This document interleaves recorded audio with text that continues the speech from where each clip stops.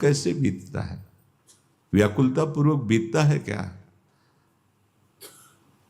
क्योंकि आपको ऐसा लगता है बहुत दिन जीना है, हम स्वस्थ हैं, हम प्रणाम करते हैं इस किडनी रोग को। इसने वो काम किया जो जीवन में साधना से नहीं कर सकते थे।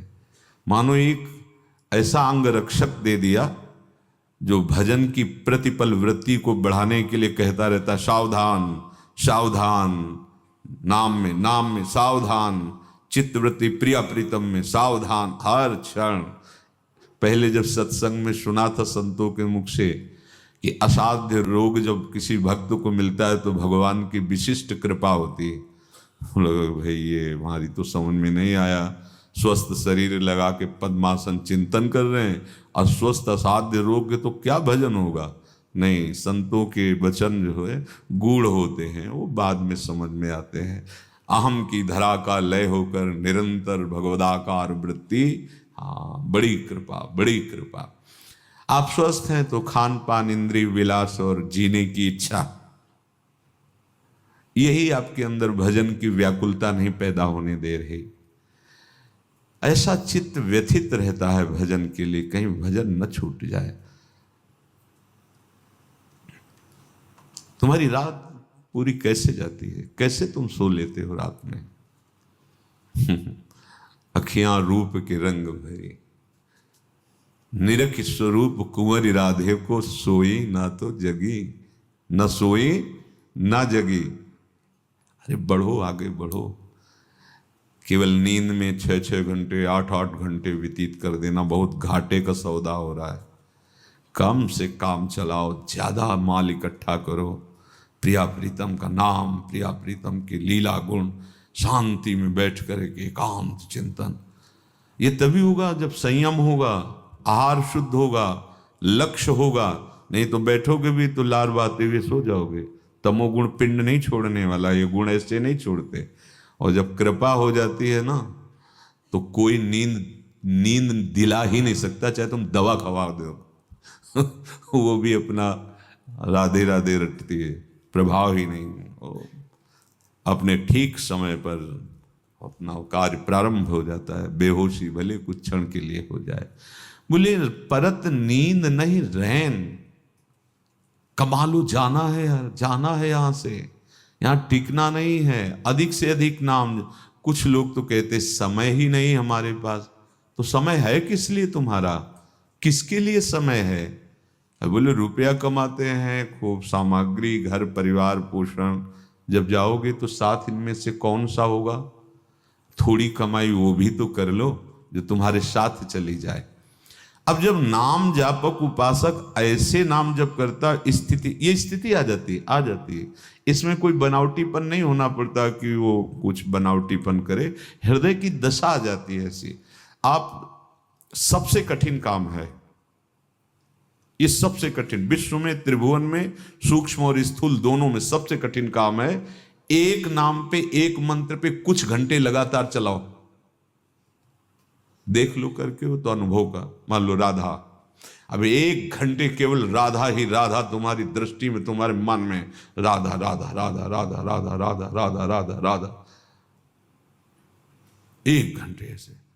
अगर 5-6 घंटे, फिर देखो ये स्थिति ना आने लगे तो बता, 5-6 घंटे एक ही मंत्र बदलने नहीं दिया, क्योंकि इसका स्वभाव है। एक मंत्र जप रहा है, अब अभ्यास भजन का कर रहे हो, बीच में ले आएगा अमुक नाम, ले आएगा अमुक बात, ले आ जाएगा अमुक कल्पना, ले आएगा अमुक क्षेत्र में पहुंचा देगा, ये ऐसा करेगा। फिर इसका कार्य है बड़ा चंचल है, तो इसको फंसाने के लिए प्रारंभ में तो ऐसा किया जाता है। थोड़ी देर मंत्र जप लिया, थोड़ी देर नाम जप कर लिया, फिर पद गायन शुरू कर दिया, फिर मंत्र में आ गए, फिर नाम में आ गए, ऐसे अभ्यास से। लेकिन सबसे कठिन काम है, मानो आपका मंत्र है, अब उस मंत्र पे लगातार बिना किसी विक्षेप के 1 घंटा, 2 घंटा, 3 घंटा, आप देखो जरा लगा के।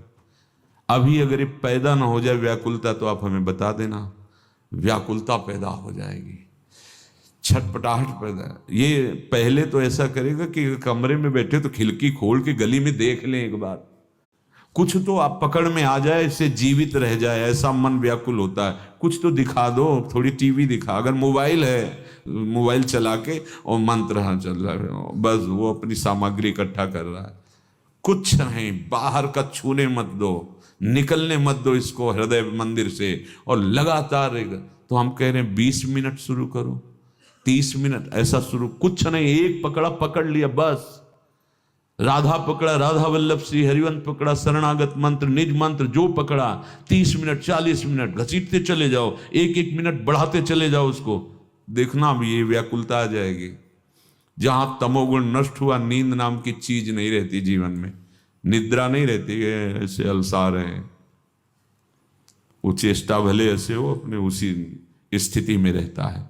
अब आगे कुछ त्याग करने की तुम्हारे अंदर लड़ाई नहीं होगी, अपने आप त्याग हो जाएगा। देखो इसमें लिखा है, जितने सब शरीर संबंधी प्यार थे, अब ममत्व हटकर समत्व हो गया, सब में अपने प्यारे लाडले प्रभु का भाव हो गया। पुत्र में, पत्नी में, परिवार में, सब में प्रभु, प्यार ही प्यार। कभी उसके अंदर द्रोह विद्रोह, दोष दर्शन, लड़ाई झगड़ा, ये सब नहीं। लोग डरते हैं कि अगर इसका सही भाव न समझ पावे तो उसका मतलब कि जब भजन बढ़ेगा तो सब छोड़ देंगे, स्त्री पुत्र परिवार, और ये बाहर निकल कर भाग जाएंगे। ऐसा भाव नहीं है। अभी जो भाव तुम्हारा मोहांध है वो हट जाएगा और समत्व भाव आ जाएगा। फिर जो प्यार होगा बहुत पवित्र प्यार होगा। मेरे लाडिले मेरे पुत्र रूप में है, मेरे लाडिले प्रभु मुझे अपना प्यार देने के लिए पत्नी रूप में है, मेरे प्रभु माता पिता के रूप में, सब में अपने प्रभु का दर्शन होने लगता है उस महान भागवत को जो निरंतर नाम जप करता है। अब न सुहात कतहूं को कबहूं, अब वो अलग से जो ममता थी अब वो अच्छी नहीं लगती। कहीं भी कोई भी अलग वाला भाव नहीं रह गया है। सब मह भयो समत्व, सब में एक अपने आराध्य देव का दर्शन। देखो मन की स्थिति, अब कोई आए तो हर्ष नहीं, गया तो कोई शोक नहीं, समत्व। बहुत बढ़िया स्थिति है ये। आने पर हर्ष नहीं, जाने पर शोक नहीं, चाहे वस्तु हो, व्यक्ति हो, परिस्थिति हो, पद हो। आने पर हर्ष नहीं, जाने पर शोक नहीं। ये केवल नाम जापक भक्त की ही स्थिति हो सकती है। एकमात्र उसके अंदर आश है तो प्रीतम मिलन की, प्रीतम दर्शन की। पद्मासन लगा के कुछ समय की संकल्पित समाधि या निसंकल्पित समाधि, उससे भी श्रेष्ठ समाधि है ये नाम जापक की। देखो एकमात्र मन का भगवदाकार अनन्य चिंतन, कहीं जा ही नहीं रहा। अब कोई शरीर में आदि व्याधि आ जाए, कोई परेशानी, सामने निंदा अपमान, परिस्थिति का बिगड़ जाना, कुछ फर्क नहीं पड़ता उसके मन में। वो बस उसी भजन चिंतन में, प्रभु के चिंतन में। तो क्या हुआ, बोले प्रिय मिलन इच्छा रूपी अब उसकी समाधि लग गई। उठते बैठते, जैसे कबीरदास जी कहते, ठाढ़े बैठे परे उताना, कबीर काहे हम रहें ठिकाना। हर समय अपने आराध्य देव में स्थित समा, इसी को स्वामी जी कह रहे हैं, चित न डुला इत आओ समाधि भीतर। ये समाधि हर समय अपने प्यारे जू के चिंतन में, सम्मत्व जगत में, ममत्व प्रिया प्रीतम में, ये भारी समाधि है, भारी समाधि।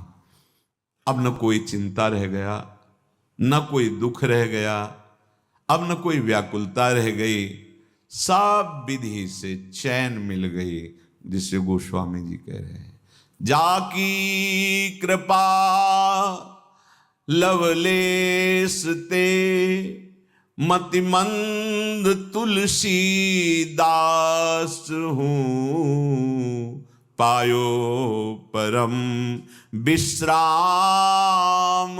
राम समान प्रभु, नाही कहूं सब विधि चैन।